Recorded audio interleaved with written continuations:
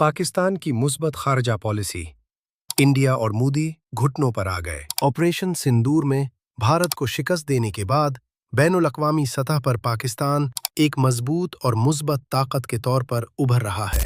गुज़श्ता साल मई में होने वाली पाक भारत कशीदगी के दौरान पाकिस्तानी फ़ौज की कामयाबियों ने पूरी दुनिया को पाकिस्तान की अस्करी सलाहियत का एतराफ़ करने पर मजबूर कर दिया।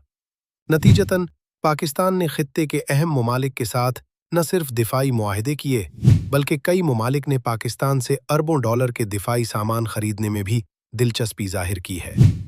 मशरिक़ वुस्ता में जारी जंग को रोकने और पायदार अमन के लिए पाकिस्तान के मुस्बत किरदार का एतराफ़ न सिर्फ अमरीका और ईरान ने किया, बल्कि मुस्लिम दुनिया के दीगर ममालिक भी पाकिस्तान पर अपने एतमाद का इजहार कर रहे हैं।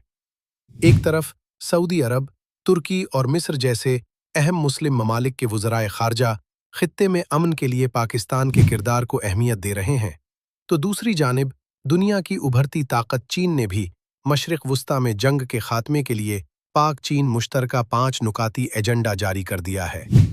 पाकिस्तान की मुअस्सिर सिफारतकारी ने भारतीय हुकूमत और नरेंद्र मोदी के बयानिए को शदीद धचका पहुंचाया है। इंतहा पसंद भारतीय जनता पार्टी की जानिब से गुज़श्ता कई सालों से पाकिस्तान को सिफारती तौर पर तनहा करने के दावे अब कमज़ोर पड़ते दिखाई दे रहे हैं।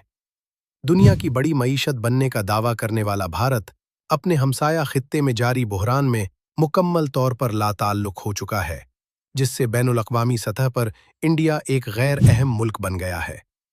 पाकिस्तान की सिफारती पेशरफ्त पर रद्द-ए-अमल देते हुए भारतीय वज़ीर ख़ारजा जयशंकर तमाम सिफारती आदाब भूल चुके हैं और पाकिस्तान के लिए गैर अखलाक़ी ज़बान गालियों का इस्तेमाल कर रहे हैं, जो उनकी बेबसी का मज़हर है। दूसरी जानिब इत्तलात के मुताबिक जारी अमन अमल में भारत की महदूद शमूलियत की ख्वाहिश भी सामने आई है, जो खित्ते में इसके किरदार के हवाले से नए सवालात को जन्म देती है।